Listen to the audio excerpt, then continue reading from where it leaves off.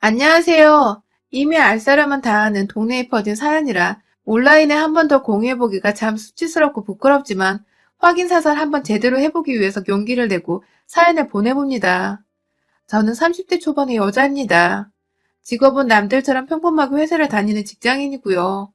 세금 다 떼고 200만 원도 채 못 벌고 살아가고 있으나 마음만큼은 늘 풍요롭고 여유 있다고 자부하며 살아온 사람입니다. 제가 낙천적이거나 욕심이 없어서 그런 건 아니고 그냥 제 주변만큼의 인생을 살아갈 줄 알고 제 주변의 것들에 정말로 진지하게 만족을 하면서 살았기 때문인데요. 제가 제3의 영향을 받을 만큼의 주변 것이라고 할 수 있는 대상은 저희 가족들과 남동생이었고요. 제가 결혼을 하게 되면서부터는 저희 남편, 그리고 남동생이 얼마 뒤 결혼을 하면서부터는 올케까지 이렇게 5명이 제게는 늘 소중하고 가깝고 또 늘 잘 지냈으면 하는 바람을 가진 대상들이었습니다.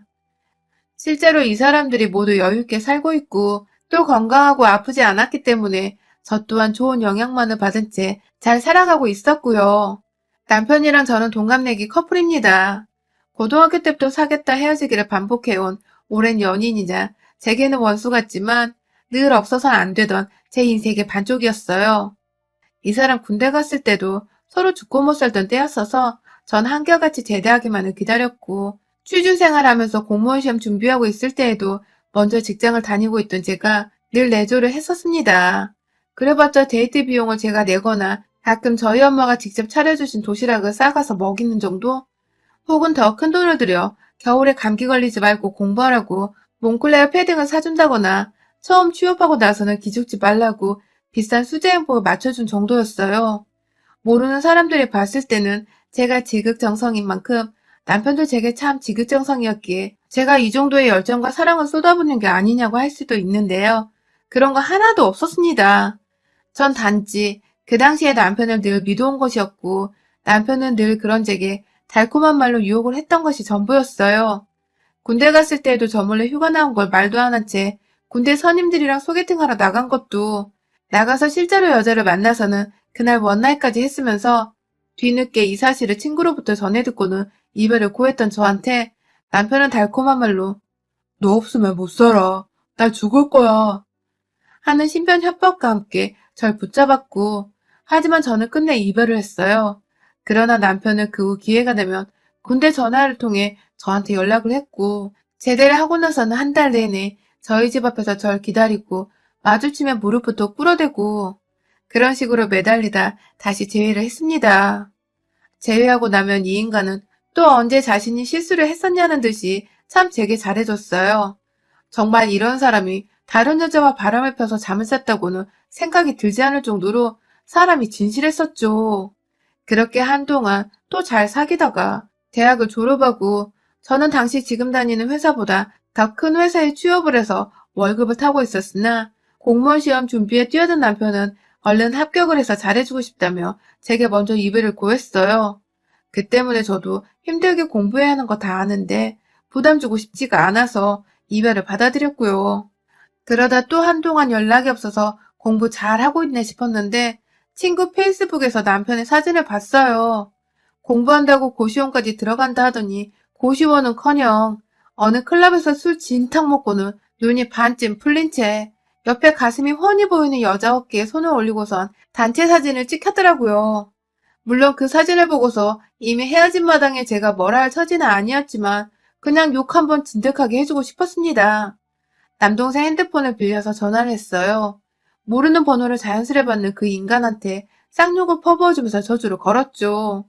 네가 평생 공부를 해도 공무원 시험에 합격을 하나 보자 하면서 정말 제가 알고 있는 저주란 저주는 다 걸어보겠다는 마음으로 불합격을 기원했습니다. 그렇게 영영 이별을 하는 줄 알았는데 남편이 2년 만에 또 저를 찾아왔어요. 수험 생활을 워낙 오래 한 사람이라 그때가 합격을 하기도 훨씬 전이었는데 그냥 힘들 때 제 악담이 생각났다면서 옆에서 그렇게 자신을 채찍질 해주라나 뭐라나. 누가 보면 정말 이해 안 가는 끈질긴 관계인데 그 관계를 저희 부부는 참 진득하게도 이어왔답니다. 그렇게 헤어지고 만나기를 반복하다가 다행히 공무원 시험 합격하고도 다른 여자한테 눈독 들이지 않고 저한테 결혼하자고 하길래 정말 아무런 생각 없이 프로포즈를 받아들였어요. 언젠가 우리가 또 기가 막히게 싸워서 갈라서는 일이 있더라도 이 사람만큼은 언제나 그랬듯 내 옆에 와서 제게 사랑을 갈구하고 또 원한다고 먼저 제스처를 취해줄 것 같았으니까요. 사실 남편은 저희 집 같은 처가댁이 없다고 늘 말합니다. 그도 그럴 것이 저희 아버지는 대기업 임원까지 하시고서 지금은 퇴직하시고 중소기업 대표 자리로 스카우트되어 가셨고 엄마는 대학 때 피아노 전공을 하시고는 쭉 피아노 학원 하나를 차려놓고 동네에서 제법 장사를 잘하고 계셨거든요. 집안 자체에 돈이 부족한 적이 한 번도 없었고 저 또한 비록 제 월급이 적지만 부모님께서 지금 나이에도 돈을 잘 벌어오고 계시니 제가 쇼핑을 하거나 자취를 시작하면서 필요했던 집을 구하고 가구들을 사는 것, 그리고 결혼을 하고서 신혼집을 구하는 것부터 이것저것 준비를 하는 것까지 다 금전적인 도움을 주셨기 때문에 돈에 대해 스트레스를 받은 적이 정말 단 한 번도 없었습니다. 그 때문에 마음이 좀 편안했던 것일 수도 있어요. 아무튼 남편은 그때부터 아주 당연스레 저와 결혼을 준비하면서 설마 장인 장모님께서 지분해 주시겠지? 하며 농담 반 진담 반으로 저한테 설레발을 쳤었고 저는 그게 살짝 기분이 나빠서 왜 우리 엄마 아빠가 그 큰 돈을 내주셔야 해? 하면서 남편을 질타하곤 했었으나 이내 결혼 준비를 하면서 남편이 모아놓은 돈이 정말 한 푼도 없다는 것을 남편의 시부모님마저도 노후 준비만으로 벅차 결혼 자금으로 대줄 돈이 단 한 푼도 없다는 것을 알아차린 후로는 그냥 빈말 안 하고 저희 부모님의 돈을 빌려 썼습니다. 돈도 있는 사람한테 좀 쓰라고 투정을 부려야지 없는 사람한테 왜 안 쓰냐고 투정을 부렸다간 자존심 상하고 빈정상에 도망갈지도 모른다고 아빠가 긋고 말리시며 그냥 투자하는 셈이라며 신혼집을 구해주셨어요. 물론 명의는 온전히 제 것이고요. 천만다행으로도 그런 사돈댁의 감사함과 동시에 부담스러우셨는지 시부모님은 저한테 딱히 시집살이를 시키지도 않았고 저도 그 바람에 딱히 시댁에서 스트레스를 받을 일이 없었습니다. 그것만으로도 전 너무 감사하고 또 결혼 생활에 만족을 했죠. 그즈음, 그러니까 저희가 막 신혼집에 들어가 살던 쯤 저와 한 살 터울의 남동생이 결혼하고 싶다며 여자친구를 집에 데려왔어요. 당시 온 가족들이 모인 자리에서 만나면 옳게 될 사람이 부담스러워할까봐 남편은 집에 두고서 온전히 저 혼자만 친정에 갔는데요. 그날 그 자리에서 처음 본 올케는 정말 제가 봐도 참 이쁘더라고요. 고생 한번 안 하고 살았을 것 같은 뽀얀 피부와 고운 손에 몸매까지 어찌나 말랐고 또 예쁘던지 제가 그만 올케 얼굴에 반해서 오늘부터 내 올케 하자 하며 적극적으로 동생 결혼을 찬성했다니까요.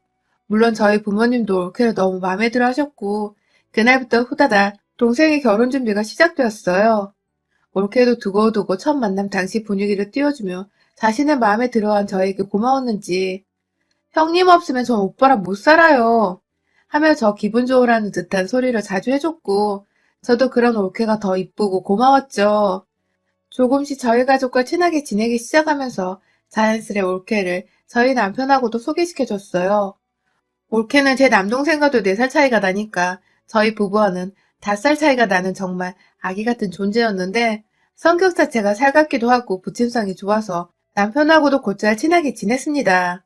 동생네 부부가 결혼하기 전에는 다 같이 밖에서 퇴근하고서 한잔하거나 저녁을 먹으면서 더블 데이트를 즐기기도 했고 동생네 부부가 결혼을 하고 난 후에는 서로의 집을 왔다 갔다 하면서 고기를 구워 먹거나 간단히 배달 음식을 시켜 먹으며 시간을 보내기도 했고요. 저한테 잘해줬던 커플이고 또 제 남동생이고 남동생이 사랑하는 올케다 보니 전 정말 두 사람을 축복했어요.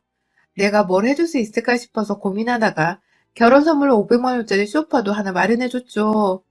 직장인 월급으로 분명 부담스러운 금액이었으나 그냥 언니들 마음으로 좋은 거 선물해주고 싶었기에 돈이 막 아깝지는 않았습니다.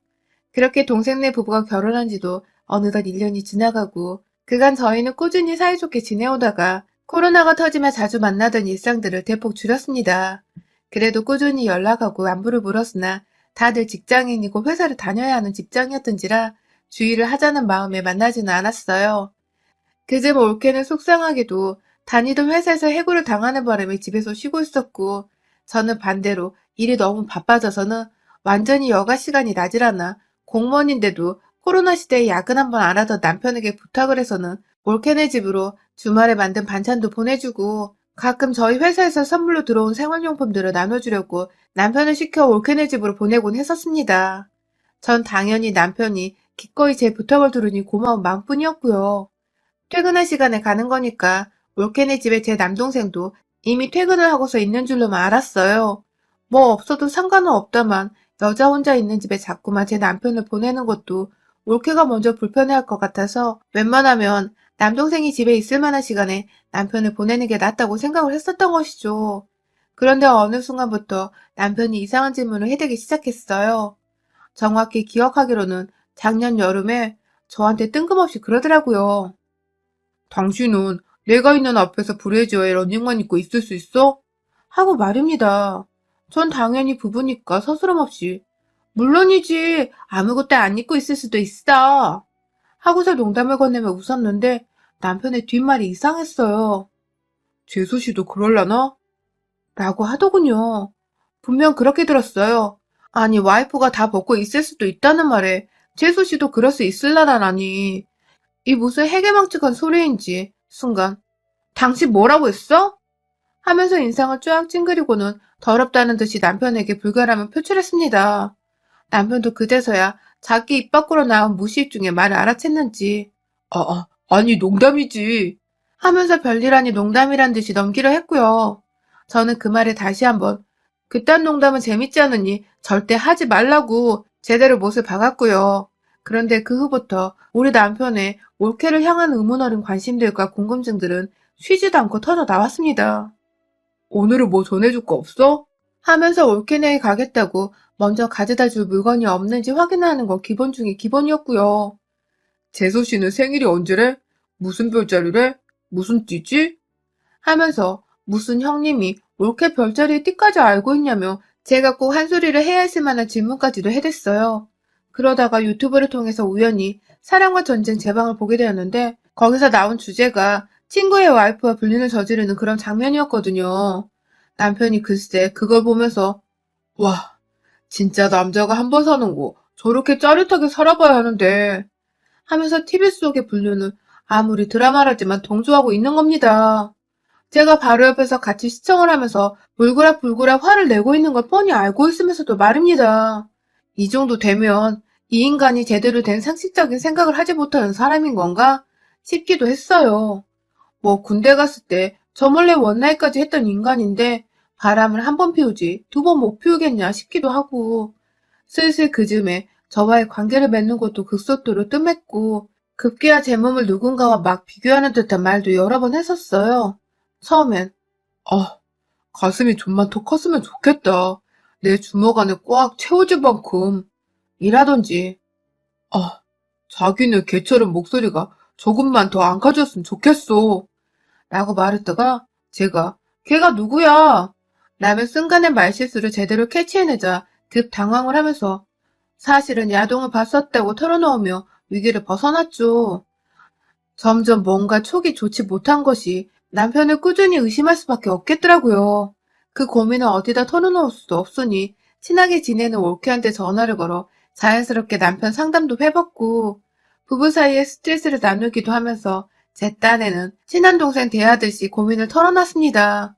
올케도 당연히 그간 저와 자매 사이처럼 지내왔었기에 저의 고민을 서스럼없이 들어주고 또 상담해줬고요. 꼭 그렇게 올케로부터 상담을 받고 나면 전 너무 기분이 좋고 또 든든했어요. 저의 걱정들을 적으며 여자들은 당연스레 이해를 하고 공감을 한다는 사실을 알려주는 게 바로 올케였으니까 말입니다. 그러던 중 연말이 찾아왔고 저는 여전히 현재 진행형인 남편에 대한 일말의 의심들을 겨우겨우 마음 깊숙이 숨겨둔 채 아무렇지 않게 결혼 생활을 지속했어요. 그전 저희 남동생으로부터 연락을 받았는데 본인이 회사에서 출장차 지방으로 골프 회동을 따라가야 한다면서 반드시 필요한 일이라 집을 사흘 정도 비우게 되었다며 올케를 잘 부탁한다고 하더군요. 바로 옆에서 남편도 그 소리를 다 듣고 있었고 저는 저대로 잘 다녀오라며 동생의 회사 욕을 하면서 이 시국에 골프 회동을 갖는다고 욕을 바가지로 해주고는 끊었죠. 올케한테 곧장 전화를 했는데 올케는 전화를 받지 않았어요. 전 그냥 그러려니 하며 내일이라도 출근길에 문자 하나 해주면서 심심하면 우리 집이라도 놀러오라고 해야겠다고 마음먹고는 까마득히 잊었고 그 사이 남편은 누구와 문자를 나누는지 태연하게 자리에서 일어나 스트레칭을 하면서 핸드폰을 들여다본 채 문자를 쳐대고 있었어요. 대수롭지 않게 넘기려다 그냥 기분이 찜찜했어요, 그날따라. 그래서 남편한테 음식물 쓰레기 좀 버리고 와달라 시켜놓고 자연스레 핸드폰을 책장 위에 얹어놓고 나가는 남편의 뒷모습을 확인하고는 핸드폰을 켜봤어요. 하지만 역시나 잠금이 되어 있어서 열어보기는커녕 정말 아무것도 볼 수가 없었어요.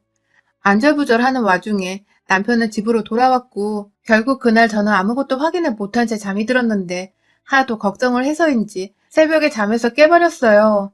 옆에서 남편은 코 골고 진득하게 퍼들러 자고 있고 저도 모르게 화장실 한번 갔다가 본능적으로 남편 핸드폰을 집어버리곤 남편 지문을 찍어 핸드폰 잠금을 풀어버렸습니다. 떨리는 마음으로 아예 안방을 나와서 혼자 거실 밖 베란다까지 나가서는 카톡을 열었어요. 남편이 미처 자느라 확인하지 못했는지 안 읽은 메시지 하나가 있었거든요. 그리고는 바로 카톡창을 열었는데 그건 바로 다른 사람도 아닌 저희 올케였습니다. 그럼 그렇지. 내가 괜히 이상한 오해를 했구나. 하면서 바로 카톡창을 닫았어요. 다른 사람도 아닌 올케랑 주고받은 문자였기에 그 순간엔 뭐가 이상한지도 모른 채 그냥 지나치려 한 겁니다. 그런데요. 도로 안방에 돌아가려는데 그 순간 뒷덜미가 쎄하더라고요. 올케가 보낸 문자 하나는 이모티콘이 있어서 제가 뭐라 보냈는지 글을 확인하지 못했는데 왜인지 하는 마음에 그 메시지창 자체를 열어봤어요. 올케와 나눈 대화가 담겨있는 판도라의 상자를 말이죠. 그 속에는 정말 첫 확인된 카톡부터 제가 기겁을 할 수밖에 없었네요. 글쎄 올케가 오빠 내일 우리 하루 종일 하자 하는 말과 함께 그 밑에는 웃음 짓는 짱구 카톡 하나를 보냈더군요. 이게 도대체 무슨 말인가 싶은 와중에 내 남편한테 언제부터 올케가 오빠라 불렸는지조차 쎄했습니다. 메시지 창을 하나하나 위로 거슬러 올라가며 확인을 했어요. 그리고는 이내 저는 이 판도라 상자 안에 든 모든 비밀들을 다 알게 되었습니다. 글쎄 제가 하나 둘 남편을 통해 반찬을 전해주고 안부를 전해주라 시켰을 때부터 두 사람은 자연스레 대화를 하다 급기야 하루 종일 내내 둘이서 대화를 해대기 시작했고 몇 번은 제 동생이 야근을 하거나 하면 꼭 동생네 집에 가서 둘이서 와인을 마시기도 하고 그러다 급기야 잠자리를 가졌나 보더라고요. 내 남편이 오빠의 반만이라도 좀 닮았음. 내가 지금 벌써 홍콩 몇 번 왔다 갔을 텐데. 그치? 하면서 내 남편의 잠자리 기술이 남다르단 표현도 아무렇지 않게 건네질 않나. 남편마저도 그런 올케한테 내 와이프가 네 목소리에 네 몸매 반만 닮았으면 난 벌써 천당을 오갔어. 하면서 자기 와이프를 비하하는 말까지 꺼내고 전 그것도 모른 채 그 오랜 시간 동안 올케한테 제 남편 욕을 하고 의심하고 급기야 흉을 보다가 그래도 결국 내 남편이라면 참고 살겠다고 혼자 웃음 지어왔더라고요. 그날 전 잠을 자지 못했습니다. 아침까지 눈 부릅뜨고 남편 새끼 자는 꼴을 노려보다가 출근을 했고요. 남동생이 출장 갔다고 곧바로 둘이서 문자를 보내고 만나기로 약속을 했던 것까지 제가 다 확인을 하고는 퇴근하자마자 동생네 집으로 가기로 작정을 했습니다. 남편 핸드폰은 제가 올케가 보낸 마지막 문자를 봐버렸기 때문에 혹여나 눈치를 챌까 싶어서 아침에 일어나 제 핸드폰인 줄 알고서 들고 나오다 바닥에 떨궜다며 거짓말을 하고는 고정을 내버렸어요. 사실은 새벽에 발로 밟아 부셔버린 거였어요. 그렇게 퇴근을 하고서 대망의 동생네 집 앞. 남동생한테 연락하니 뭣도 모르고 신나게 아직 가는 차 안이라면서 자기 없는 동안 와이프 잘 챙겨달라고 철모르고 얘기하길래 일이나 똑바로 하고 오라는 마음에 아무 말 하지 않고서 집 비밀번호를 물어봤어요. 그냥 혼자 있으면 마음이 울적할 텐데 기분 좋아지라며 서프라이즈 겸 꽃다발 하나 놓고 오래 한다고 비밀번호를 알려달라고 하니 고맙다며 좋다고 알려주던 동생 녀석. 누나 마음이 찢어지는 줄은 상상도 못했을 거예요. 그렇게 저는 그 집 앞에 차를 대고서 정말 어떻게 언제 뭐라 하며 들어가냐며 혼자 서성이다가 이내 결정을 쉽게 했습니다. 제 남편이 들이닥쳤거든요. 차도 없는 인간이 두 발로 친히 지하철 정류장서부터 걸어오던데 딱 봐도 소주병 같아 보이는 병 2개가 든 봉투를 들고서는 자연스럽게 안으로 들어가던 남편. 정말 화가 머리 끝까지 뻗쳐버렸습니다. 차 안에서 한 30분 정도 그냥 흘러나오는 라디오 노래를 들으면서 마음을 웬만하면 진정시키려 했는데 두 사람의 모습을 상상하면 할수록 제 숨은 더 가파왔고 결국 못 참고 동생 집 호수 앞으로 갔어요. 한 층에 두 가정뿐이지만 사이가 커 다른 주민은 신경 쓰지 않아도 되는 상황. 대놓고 현관에 귀를 기울였어요. 뭐라고 제발 들리지 말라는 마음과 동시에 하나라도 걸리는 날엔 년놈들 팔다리를 부셔놓을 거라며 이를 갈고 귀를 기울이길 얼마나 되었을까? 이내 제 귀로는 올케의 신음소리가 너무나도 뚜렷하게 들려왔고 이내 저는 놀란 나머지 귀를 떼어내고 곧장 비밀번호를 누른 채 불과 5초? 10초? 남짓한 시간 안에 그 집 안으로 쳐들어갔습니다. 정신없어 신발 벗을 새도 없이 거실로 들이닥쳐보니 상황은 더 가관이었어요. 정말 끝까지 믿어보려 했는데 글쎄 제가 사준 500만 원짜리 소파 위에서 두 사람이 벌거벗은 채 온몸이 시뻘개지도록 땀을 흘리며 잠자리를 가지고 있었던 것입니다. 도망치려는데 몸이 너무 흥분한 나머지 생각 따로 안 따라주던지 벌거벗은 두 년놈들은 몸이 굼떴고 저는 그대로 둘의 사진을 찍어버리자마자 부엌에서 칼을 들고 나왔어요.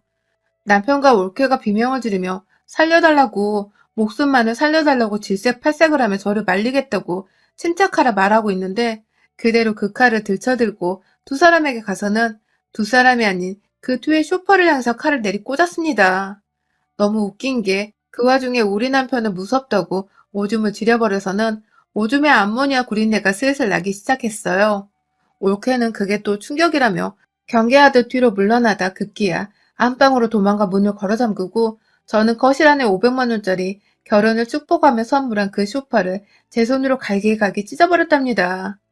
남편은 거실 테이블 위에 놓여져 있던 잡지책으로 저한테서 머리를 몇 번이나 얻어맞더니 아파 죽겠다고 발아가다 급 태세전환으로 잘못했다고 빌기 시작했고요. 그런 남편보다 더 괘씸한 우리 올케년을 향해 저는 안방으로 갔어요.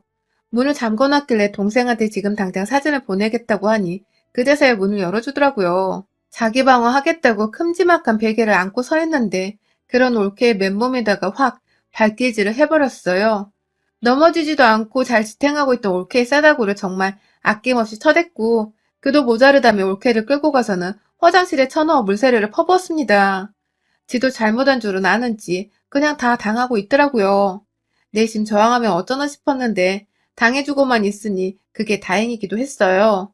그날 저는 남편한테 그리고 올케한테 우리 집에서 당장 나가라고 당장들 꺼져서 원하는 대로 살림 차리고 둘이서 알거지 상태로 잘 먹고 잘 살라며 겁박을 했고 남편은 정말 저희 집에서 쫓아냈습니다. 아직 동생한테는 말하지 않은 상태에서 저희 부모님께 이 모든 사실을 고했고 엄마는 혼자 변호사까지 찾아가서 소송 준비를 완벽히 해주셨습니다. 저희 시부모님께 욕설이까지 퍼부어대신 바람에 시부모님이 놀래 저희 집까지 뛰쳐와서는 저 퇴근할 때까지 그 추운데 밖에서 기다리셨더라고요. 물론 저는 집 비밀번호를 진작에 바꿨기에 두 사람, 아니 남편까지 포함해서 세 사람은 저희 집에 발 한 발자국도 들이지 못했고 남편한테는 정말로 이혼 소장을 날렸습니다. 공무원이라 이런 일에 더 민감한 남편을 위해 친익구청 홈페이지까지 들어가서 남편의 불륜을 고발하며 엄한 공무원 상사들한테 직원관리 똑바로 하라고 요즘 같은 저출산 시대에 이 무슨 빌어먹을 부부의 모습이냐며 장문의 유혹을 한 바가지로 했고요. 남편은 곧이어 그 오랜 시간 수험 생활을 겪고 합격한 공무원인데 파면되었어요. 아주 깔끔히 잘렸답니다. 올케도 곧이어 출장서 돌아온 제 남동생으로부터 모든 사실을 들켜놓고도 사랑타랑을 하며 부부관계를 이어가려 하다가 결국 제가 원하던 대로 이혼소송을 당했고요. 저나 동생이나 이 무슨 민망하고도 불경스러운 상황인 건지 서로가 서로의 배우자에게 위자료 소송을 해버리는 지경까지 와버렸어요. 천만 다행이게도 양 배우자들이 능력도 없고 결혼하면서 보탠 돈도 한 푼 없었던지라 위자료로 돈을 받으면서 결혼 생활이 정리되었고요. 졸지에 자녀들이 모두 이혼 남녀가 되자 저희 부모님께서는 화가 난다고 괘씸죄까지 물어서는 자기 돈으로 산 집안에서 살았던 모든 시간과 혜택에 대한 돈을 물어내라 소송을 거신 바람에 기존에 걸어놨던 상간소송의 죄가 좀 더 무거워졌어요. 사람은 한 번 쓰레기는 그냥 쭉 쓰레기인 건데 우리 남편은 그렇다 쳐도 올케는 도대체 무슨 정신으로 그런 더러운 짓을 벌인 건지. 배신감에 한동안은 정말 마음이 힘들고 괴로웠는데 그래도 확실히 처벌을 하고 남편마저 직장에서 쫓겨난다고 하니 얼마나 다행인지. 각자 이혼을 하고도 빈털터리 상태에서 원하던 대로 둘이서 얼마나 잠자리를 가지고 흥분과 사랑에 속삭이면서 잘 살아갈지 그 끝을 제 눈으로 반드시 확인을 해보려 합니다. 지금도 주기적으로 연락이 와서 연애 때 했던 짓처럼 미안해, 잘못했어, 당신밖에 없어 하는 개소리를 시전하는 우리 남편. 제가 다른 건 몰라도 남편 인생 말로가 얼마나 망가져갈지, 안 망가지면 제가 직접 나서서라도 이 인간의 행복은 철저히 망가뜨리며 살려고요. 물론 그런 남편과 함께 배신을 때린 올케란 년도 마찬가지고요. 여러분의 생각은 댓글로 남겨주세요. 오늘도 시청해주셔서 정말 감사합니다.